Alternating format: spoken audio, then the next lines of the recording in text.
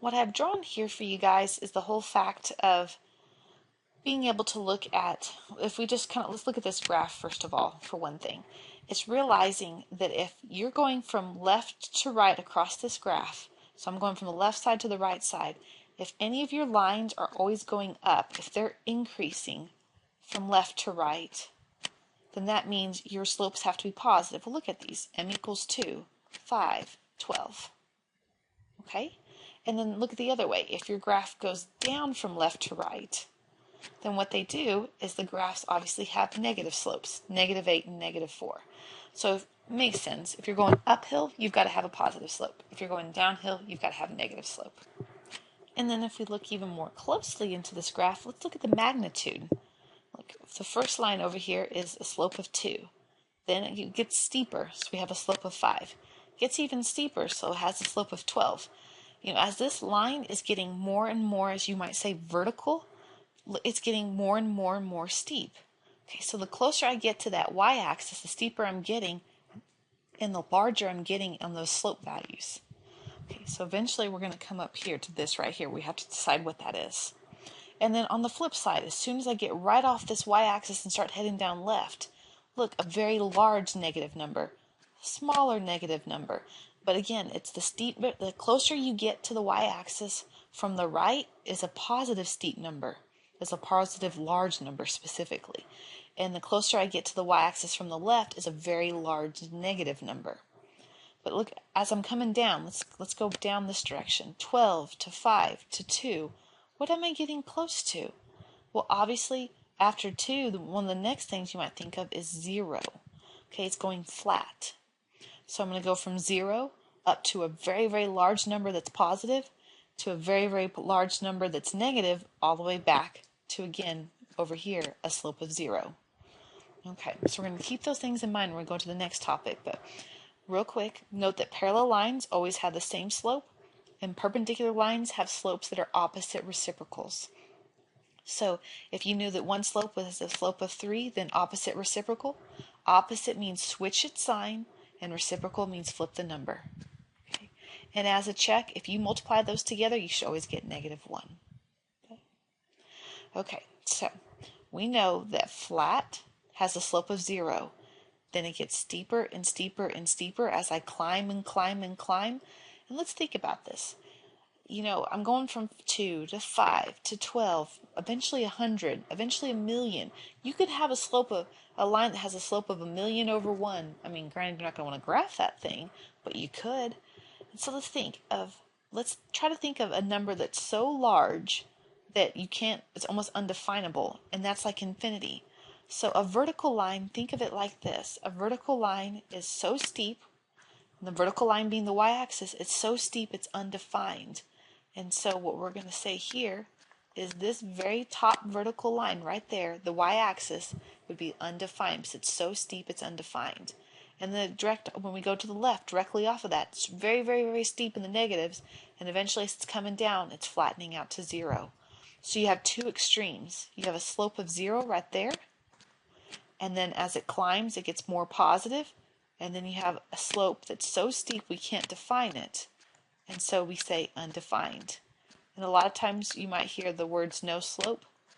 It's because it's so steep that you can't even define it. You can't pick a number for how much you have to rise for that.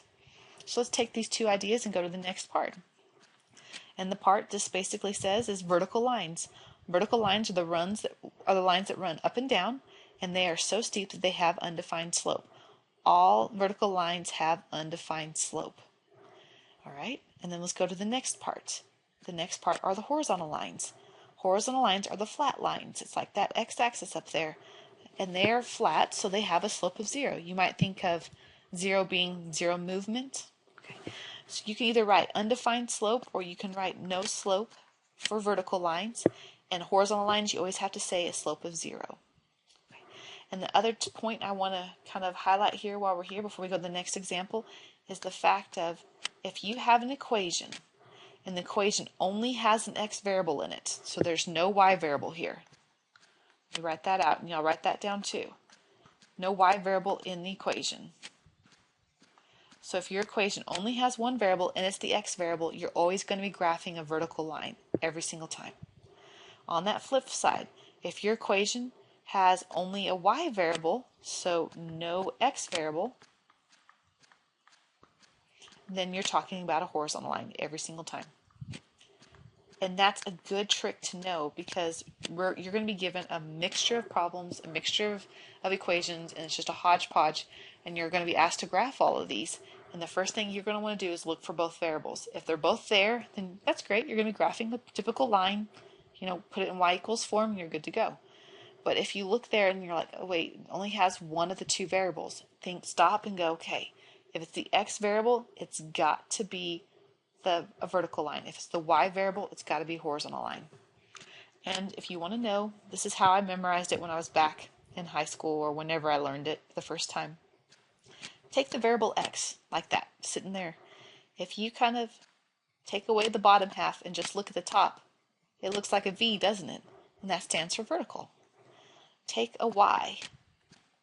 If I took this letter and I flipped it upside down, it would kind of look like that, which is an H, and that stands for horizontal.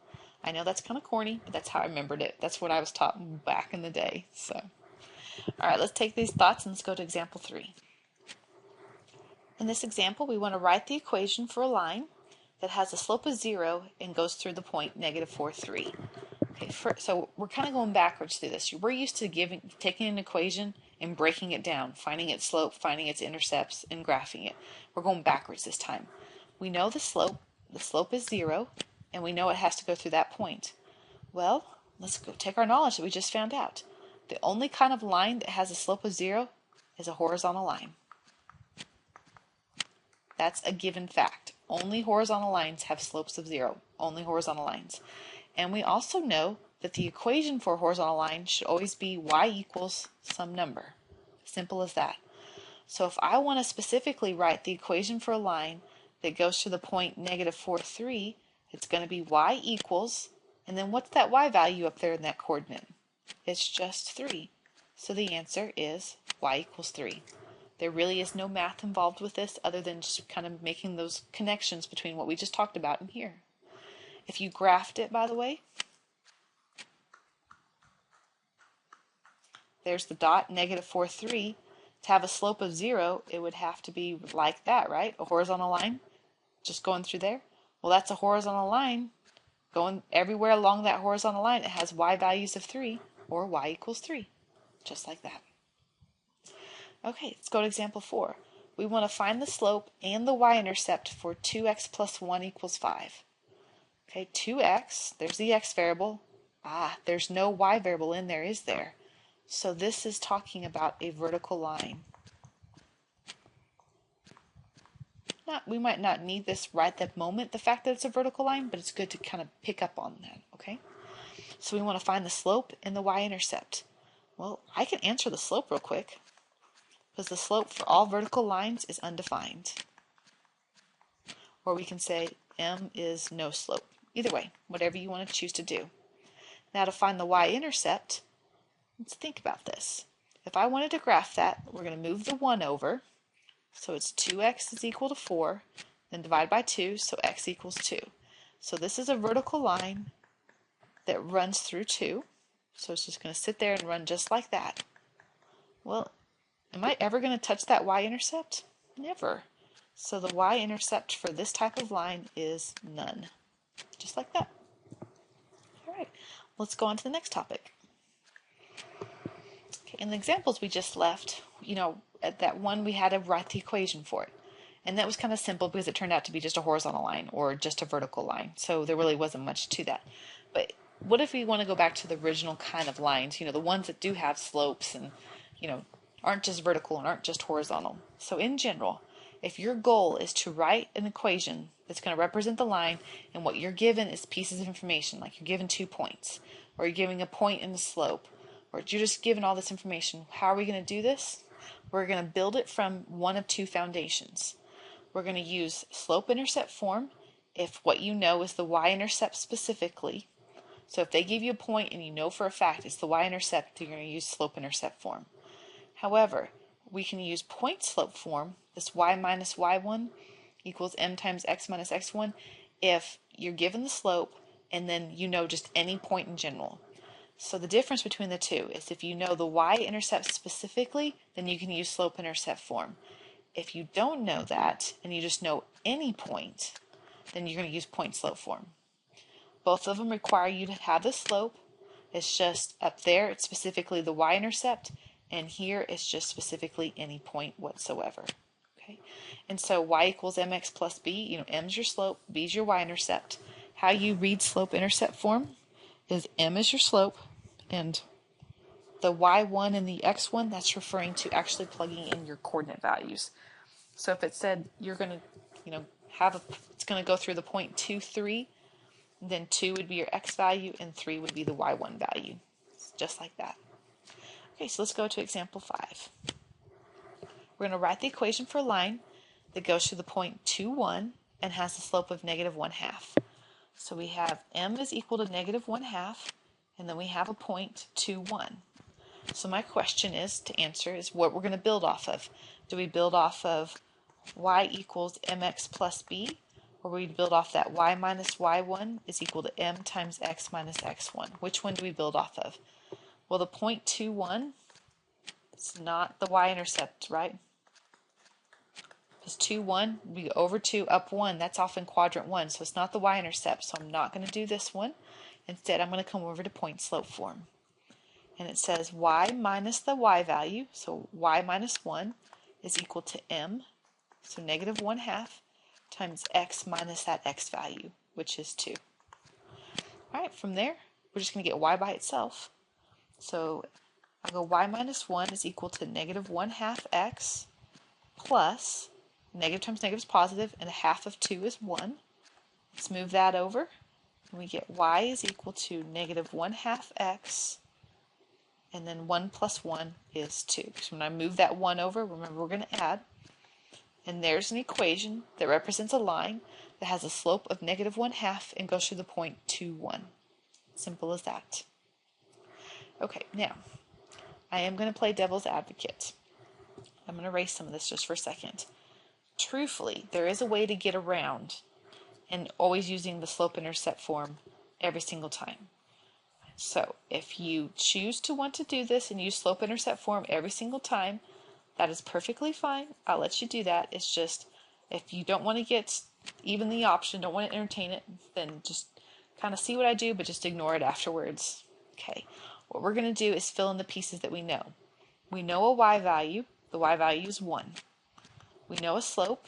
It's negative 1/2. We know an x value. It's 2. We just don't know what the y-intercept is. We're going to solve for that. So 1 is equal to negative 1/2 times 2 is negative 1 plus b. So let's move this over. So our y-intercept is b.